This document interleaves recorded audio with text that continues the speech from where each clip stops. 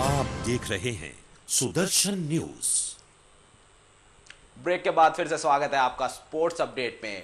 चलिए आगे बढ़ते हैं और बात करते हैं फॉर्मूला 1 रेसिंग चैंपियनशिप की। विवेक हमारे साथ लगातार बने हैं। विवेक, फॉर्मूला 1 चैंपियनशिप भारत में अगले साल होने जा रही है और भारत में हमारे नजदीकी ग्रेटर नोएडा में इसका आयोजन होने वाला है, क्या कहेंगे इस पे? जी बिल्कुल, रफ्तार का रोमांच अपने चरम पर होगा। जिस तरह से पूरी दुनिया में रफ्तार का क्रेज कह सकते हैं, एक नशा है, युवाओं पर सिर चढ़ के बोलता है।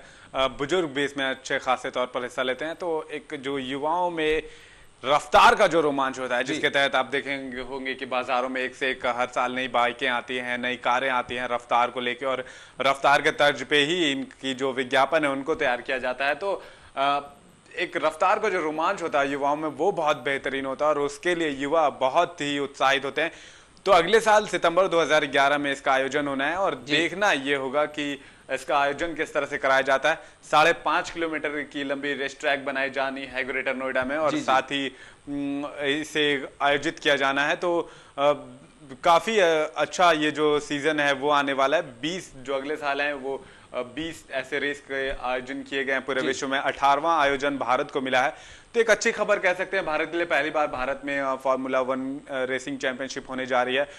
भारतीय दर्शकों के लिए एक अच्छी खबर है, एक बेहतरीन खबर है।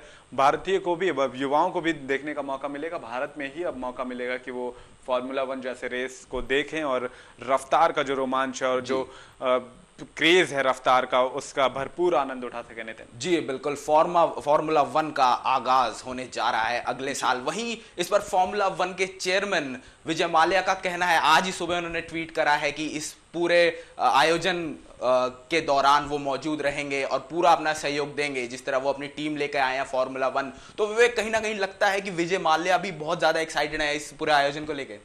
बिल्कुल, विजय माल्या अब काफ़ी शौकीन रहे हैं। रफ्तार की बात करें तो वो इस तरह के जो खेल होते हैं उनमें काफ़ी शौकीन रहे हैं। बहुत पहले से वो इनमें अपनी जो इंटरेस्टिंग जो गतिविधियां होती है जो अपनी वो दिखाते रहे हैं। तो विजय माल्या के लिए एक बहुत अच्छी बात होगी, बहुत अनोखी बात होगी ये। साथ ही विजय माल्या जो A1 टीम है, इंडिया की रेसिंग टीम है, उसके भी चेयरमैन है। तो उनके लिए काफ़ी अच्छी बात होगी। वो पूरा जो दारोमदार है इस पूरे जो खेल का और इस पूरे जो रेसिंग का जो दारोमदार रहेगा, इंडिया की टीम का जो दारोमदार रहेगा, तो उन्हीं के कंधों पर रहेगा। तो इसको लेकर भी वो काफी उत्साहित है।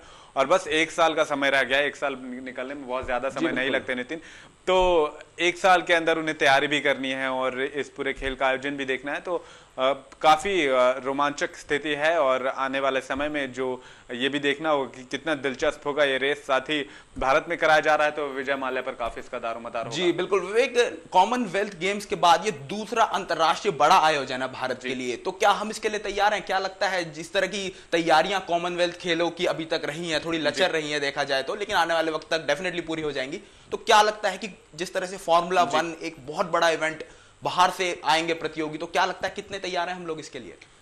जी बिल्कुल, बस एक ही चीज का ध्यान यहाँ पर रखना होगा कि हम राष्ट्रमंडल खेलों की तरह इसमें लेट लतीफी ना करें। जिस तरह से अब राष्ट्रमंडल खेल हमारे सिर पर हैं, 30 से भी कम दिन का समय बचा है और ऐसे में भी तैयारियां पूरी की जा रही है। 10 दिन या 7 कुछ एक दिन के पहले तैयारियां हमारी पूरी होंगी और अभी तक बहुत सारी ऐसी चीजें हैं जिनको पूरा नहीं किया गया और खेल से कुछ 10-12 दिन पहले पूरे होने की संभावना जताई जा रही है। तो ये स्थिति कोशिश करेंगे कि नहीं आनी चाहिए। साथ ही 1 साल का समय है, काम अभी से शुरू कर देना चाहिए। 5.5 किलोमीटर एक रेस ट्रैक बनाना है, उसको कवर्ड करना है और कुछ वहां पर जो ग्रीनरी है वो उनको देखना है। तो बहुत मुश्किल टास्क नहीं कह सकते हैं जी, एक आसान सा टास्क कह सकते हैं। ग्रेटर नोएडा पहले ही एक डेवलप्ड, जिसको हम कह सकते हैं, बिल्कुल डेवलप्ड है, विकसित है और वहां पर विकास अभी भी जारी है, विकसित है, विकासशील कह सकते हैं। तो वहां पर जारी है और वहां पर जगह भी काफी मात्रा में है। तो बहुत ज्यादा मुश्किलें नहीं आएंगी।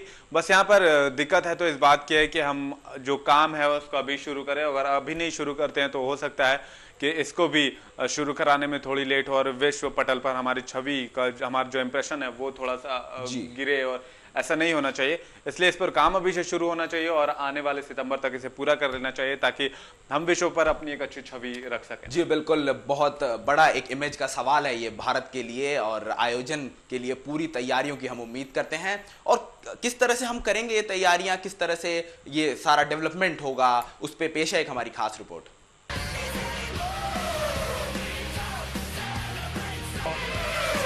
भारत में पहली बार formula 1 grand prix car race का आयोजन अगले वर्ष 30 अक्टूबर से राजधानी दिल्ली के पास ग्रेटर नोएडा में होगा। इंटरनेशनल ऑटोमोबाइल फेडरेशन FIA ने यहां जारी एक बयान में बताया है कि इस ग्रैंड प्रिक्स में 20 रेस होंगी और इसमें कोई नई टीम शामिल नहीं की जाएगी। इस तरह प्रतियोगिता में मौजूद 13 टीमें ही खेल सकेंगी।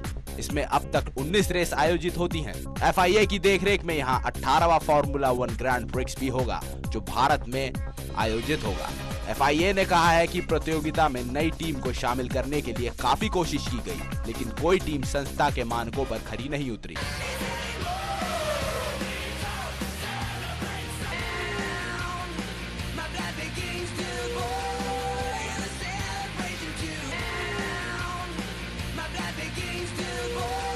दो 2011 में रेसिंग सीजन 13 मार्च को बहरीन में शुरू होकर ब्राजील में 27 नवंबर को खत्म होगा और कुछ रेसें भारत में भी होंगी। भारत में भी फॉर्मूला 1 रेसिंग के दीवानों की कोई कमी नहीं है। अब देखना यह होगा कि एक और अंतर्राष्ट्रीय इवेंट की मेजबानी भारत कैसे करता है। स्पोर्ट्स डेस्क से नितिन राघव की रिपोर्ट। रफ्तार के खेल का आयोजन होगा भारत में। विवेक, मैं तो बहुत एक्साइटेड हूँ इस आयोजन के लेके। क्या कहेंगे आप इस पे? जी बिल्कुल, आप एक्साइटेड हैं, साथ ही मैं भी एक्साइटेड हूँ। मुझे लग रहा है कि पूरे देश वाले जब उनके कान में ये खबर पड़ेगी और जिन जिन युवाओं के कान में ये खबर गई होगी कि देश में फॉर्मूला 1 का जो आयोजन है वो किया जा रहा है, तो काफ़ी एक जो एनर्जी है वो ऑटोमेटिक बिल्ड होने लगती है अंदर से।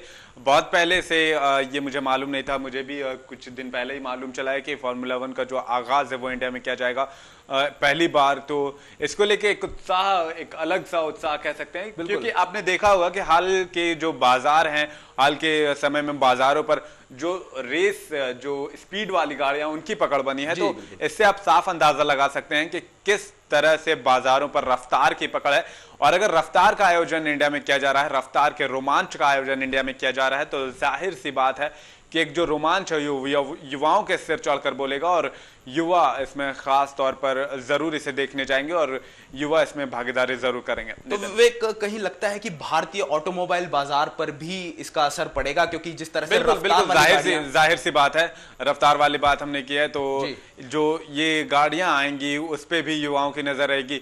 बहुत पहले से हमारे यहाँ ये शुरू नहीं की गई थी, पहली बार आयोजित की जा रही है, तो एक तरह से बाजार भी खुलेगा कारों का कि रफ्तार और ज्यादा लेने की कोशिश की जाएगी। और जिस तरह से सड़कें बनाई जा रही है खास करके मेट्रो शहरों में, तो उसको देखते हुए एक जो आपने बात कही बाजार की, तो वो जरूर आगे बढ़ेगा और एक बाजार में भी एक परिवर्तन जरूर आएगा इन गाड़ियों के आने के बाद। बिल्कुल विवेक, फॉर्मूला 1 गाड़ियां मतलब भारत में तो हम देखे है ना के बराबर हैं, और मुझे कहीं ना कहीं लगता है कि ये इसके बाद, इस आयोजन के बाद फॉर्मूला 1 का चलन भारत में भी शुरू होगा और बिल्कुल गाड़ियां नई लोग लेना पसंद करेंगे। जी बिल्कुल, अगर इसका आयोजन बेहतर तरीके से हो जाता है तो आने वाले समय में फॉर्मूला 1 को लोग घरों में रखना तो बहुत मुश्किल है, उससे सड़कों पे भी चलाना बहुत मुश्किल है, रेसिंग ट्रैक ही चाहिए इसके लिए। लेकिन एक आयोजन जो कहते हैं, एक जैसे कि क्रिकेट की शुरुआत भारत में हुई थी, तो भारत में जगह जगह क्रिकेट के जो कोचिंग सेंटर हैं वो खुलने लगे, साथ ही क्रिकेट सिखाने वाली बहुत सारी जो कोचिंग सेंटर है वो आने लगी। तो इसी तरह से फॉर्मूला 1 के बहुत सारे खिलाड़ी ने, एकमात्र नाम जो मेरे ज़बान पर सामने आता है नारायण कार्तिकेयन का है, काफी अच्छे वो रेसर माने जाते हैं, भारतीय रेसर। तो इनके अलावा और किसी का नाम मेरे जहन में फिलहाल नहीं आता। तो बहुत ज्यादा क्रेज नहीं है भारत में किसी रेसिंग कार या रेसिंग चैंपियनशिप में हिस्सा लेने के लिए, कोई लंबी सूची भी नहीं है, और कुछ एक दो युवा हों इनमें, मुझे इस बात की फिलहाल अभी मेरे जहन में नहीं आता। लेकिन यहाँ पर एक संभावनाओं का जो दौर है, एक संभावनाओं की जो दरवाजा है वो जरूर खुलेगा। यहाँ पर लोग जागरूक होंगे तो जरूर है भारत में कि इस तरह की कोचिंग सेंटर भी खुले। इसके आने के बाद एक आयोजन हो सकता है अगले साल फिर से आयोजित किया जाए भारत में, अगर आयोजन अच्छा रहा, दर्शकों का रिस्पांस अच्छा मिला। और मुझे बिल्कुल उम्मीद है कि भारतीय युवा जिस तरह से रफ्तार के पीछे पागल हैं, मुझे तो जरूर लगता है कि ये आयोजन बहुत सफल रहने वाला है और आने वाले समय में भारतीय बाजार में भी इसका असर जरूर मिलेगा।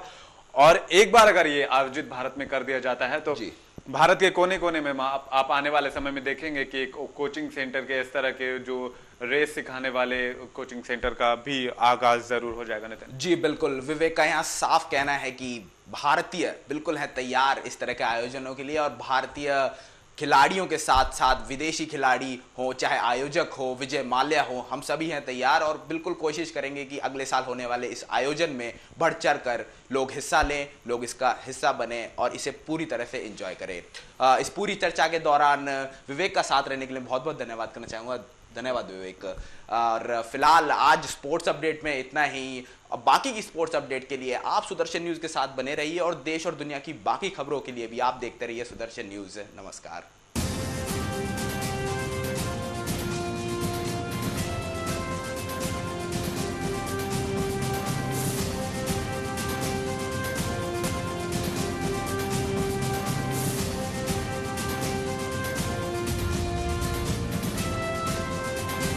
आप देख रहे हैं सुदर्शन न्यूज।